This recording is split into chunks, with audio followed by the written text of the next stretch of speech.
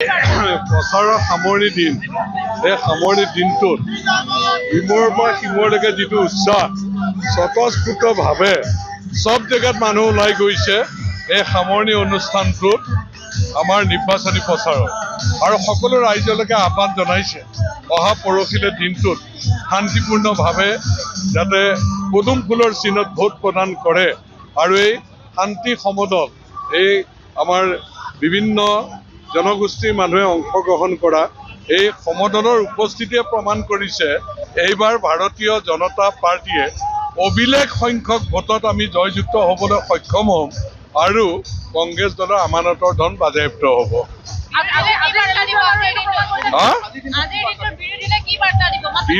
বিৰোধীক মই এটাই আহ্বান জনাম, তোমালোকে বুজি পোৱা অপপ্ৰচাৰ পৰিকল্পিত ষড়যন্ত্ৰই একো লাভ নাই।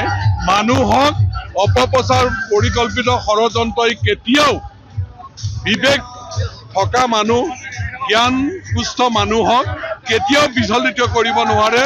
ভাৰতীয় জনতা পাৰ্টীৰ প্ৰতি মানুহৰ হৃদয়ত আস্থা আছে, বিশ্বাস আছে আৰু ভাৰতীয় জনতা পাৰ্টীক মানুহে হৃদয় স্থাপন কৰিছে। তৃতীয়বাৰৰ কাৰণে ভাৰতীয় জনতা পাৰ্টী দিছপুৰত অভিলেখ সংখ্যক চিটৰে চৰকাৰ প্ৰতিষ্ঠা হ'ব আৰু তোমালোকে গ্ৰাউণ্ড ৰিয়েলিটি অনুভৱ কৰিবলৈ চেষ্টা কৰা। আজিৰ এই সমদলে প্ৰমাণ কৰি দিছে তোমালোকৰ ভেটি তৃণমূল পৰ্যায়ত নিশ্চিন্ন হৈ গৈছে আৰু ভাৰতীয় জনতা পাৰ্টী দুৰ্গ হৈ আছে। আপুনি বাৰু হাৰৰ সমস্যাৰ কাৰণে পাটনালৈ যাবলৈ চিন্তা কৰি আছে নেকি? এতিয়া আৰু চিন্তা নাই।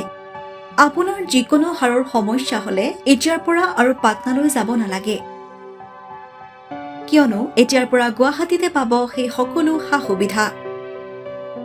গুৱাহাটীৰ আমিনগাঁৱত অৱস্থিত Patna orthopaedic and multi speciality হস্পিটেলত কম খৰচতে পাব সেই সকলো উন্নত মানদণ্ডৰ চিকিৎসা সেৱা, য'ত অভিজ্ঞ চিকিৎসকৰ দ্বাৰা সম্পন্ন কৰা হয় বিভিন্ন ধৰণৰ হাড়ৰ অস্ত্ৰোপচাৰ। বৰ্তমানলৈকে ৩,০০০তকৈও অধিক ৰোগী সুস্থ হৈছে।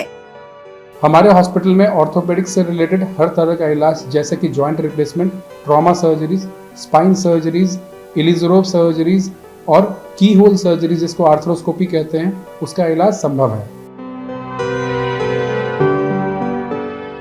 উন্নত মানদণ্ডৰ সা সুবিধা থকা হস্পিটেলখনত আছে ৩টাকৈ VIP ৰুম,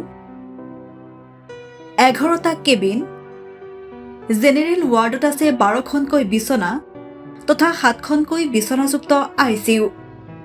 তাৰোপৰি এই হস্পিটেলখনৰ ভিতৰতে আছে ফাৰ্মাচীৰো সা সুবিধা।